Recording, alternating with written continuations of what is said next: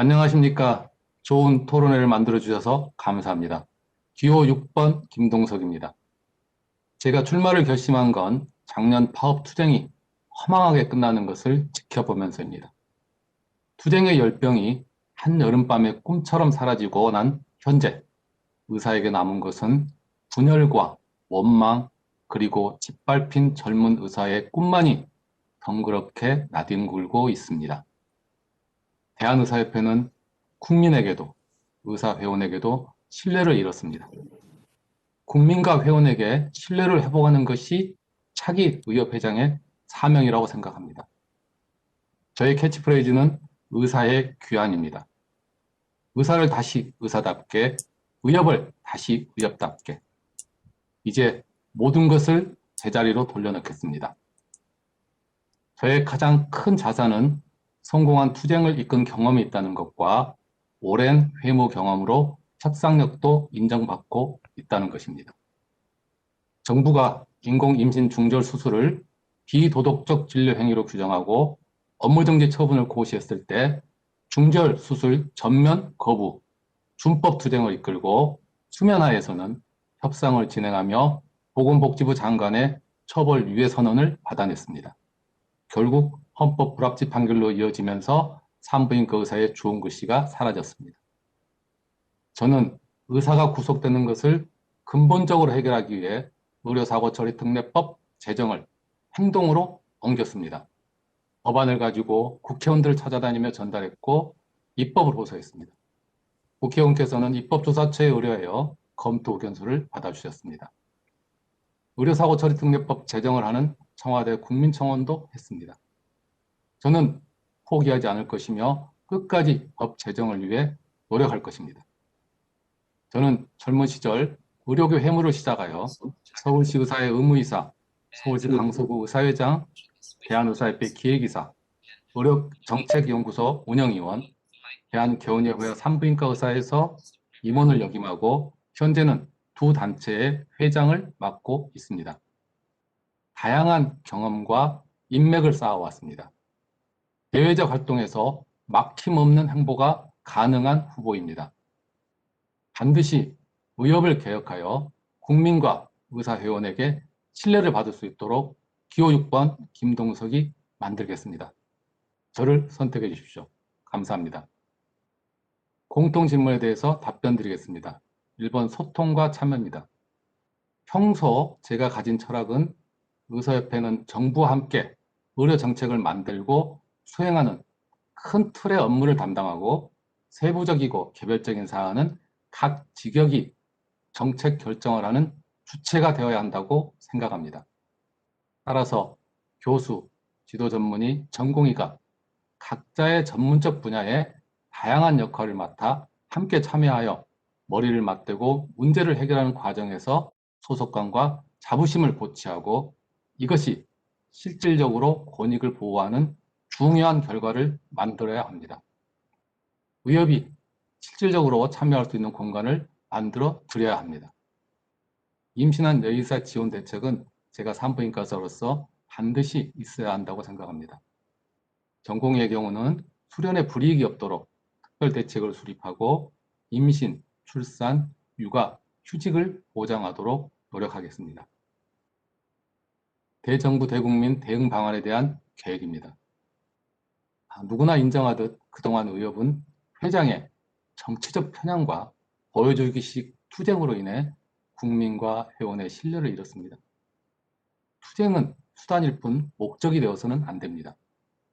그러나 정부가 의사협회 회원의 기본적 권리를 침해하거나 무분별하게 압박을 강행하고 이로 인해 피해가 확실하다는 내부적 논의가 있고 강경하게 대응해야 한다는 것이 협상보다 더 위력을 가진다면 투쟁도 또 다른 협상을 위한 지렛대로 사용함에 주저함이 없을 것입니다.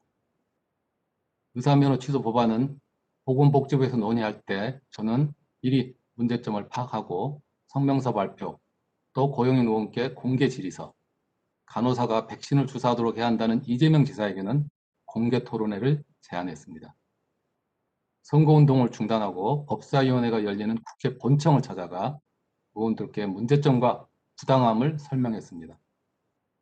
앞으로도 모든 방법을 강구하여 대응하겠습니다.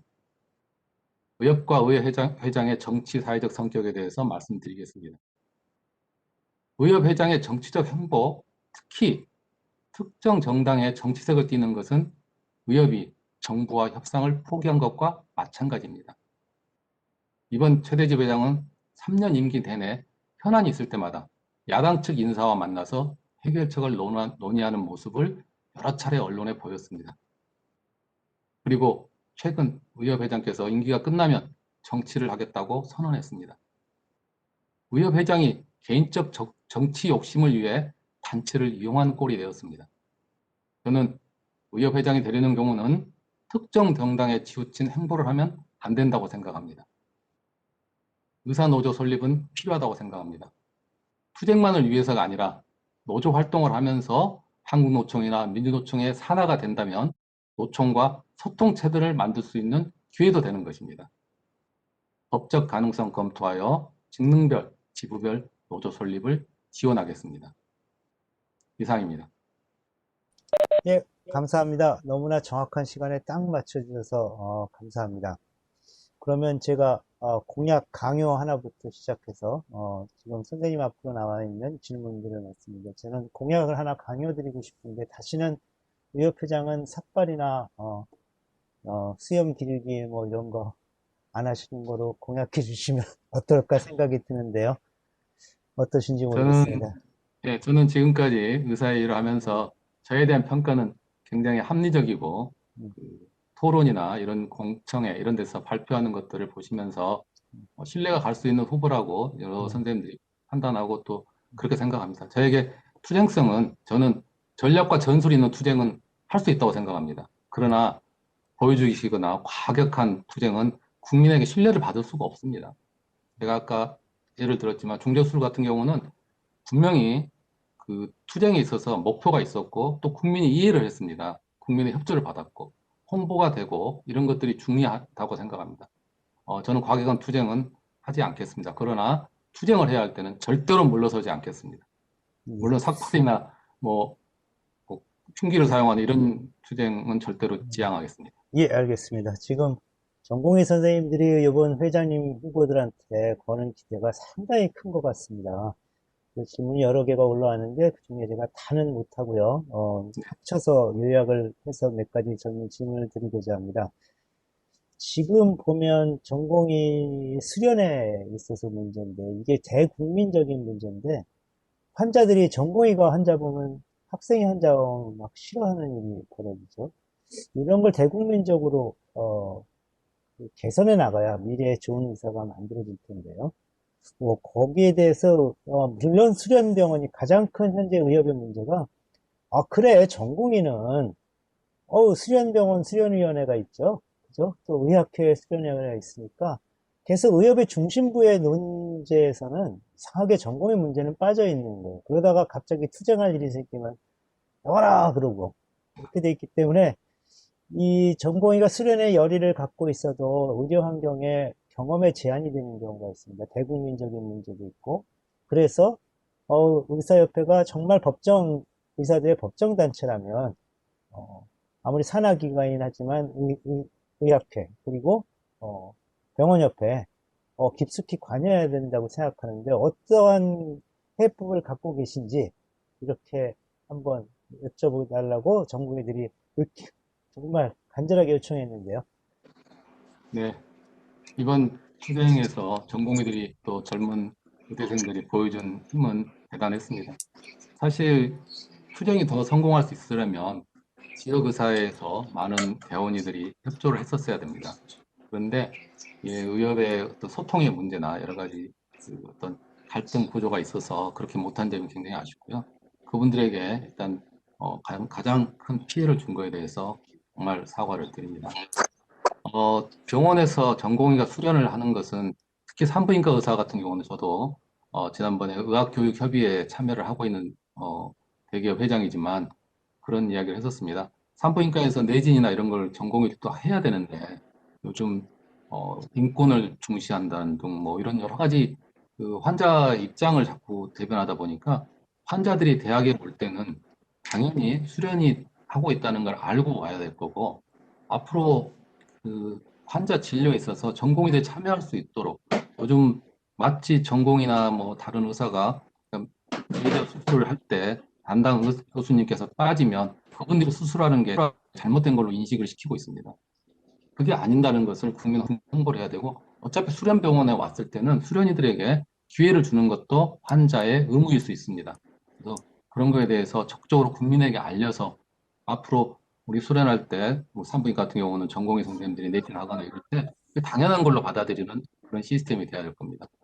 말씀한 대로 우리 젊은 의사들에 의한 충분한 희망을 주기 위해서는 여러 가지 비전도 가지고 있습니다. 그리고 국가에서 지원하는 그런 비용이나 이런 것도 전임의 전공의 또 진료 환경 개선, 또 군의관 복무기간 단축 같은 그런 공약도 제가 내세웠습니다. 그래서 앞으로 의료 단체의 여러 가지, 저는 이제 의협이 모든 걸 하는 역할은 다 빼려고 합니다. 그 단체에서 모든 걸 결정하고 그 단체에서 진행할 수 있도록 그렇게 적극적으로 도와드리고, 대한의사협회는 국가의 정책이나 의사 전반적인 것만 관여해서 의협의 힘을 대폭 빼려고 생각하고 있습니다. 이상입니다.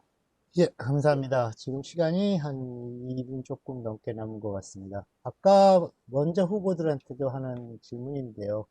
의협의 현재 의사결정 또는 실행 구조에 대의원회라는 게 있고, 그런데 이제 저희들은 이상하게 무슨 특별 분회 이렇게 돼 있고, 전공의들이 사실상의 큰 동력인데도 불구하고 굉장히 그 대의원회라는 나쁘게 얘기하면 고질적인 구조, 이런 데 묶여 있습니다. 여기에 대해서 선생님의 의견을 좀 듣고 싶습니다. 예, 저는 물론 이제 의학회하고 교수협회하고 겹친 부분이 있긴 합니다. 그러나 직역을 좀 더 세분화할 필요도 있다고 생각합니다. 그래서 대의원 조정 문제나 또 전공의들에게, 이번에도 저는 대의원 전공의들에게, 젊은 의사들에게 많이 배려해야 된다고 주장을 했었습니다. 그래서 앞으로 대의원회에서 이런 여러 가지 정책을 결정할 수 있는 우리 가장 상위 단체인데, 거기에서 목소리를 충분히 낼 수 있도록 대의원 역할을 또 할 수 있도록 교수협의회나 전공의회 더 많은 배려가 될 수 있도록 노력을 하겠습니다. 그래서 모든 직역이 대한의사협회 울타리 안에 다 있으면서 각자의 역할을 충분히 할 수 있도록 그렇게 노력을 하겠습니다. 이상입니다. 예, 감사합니다.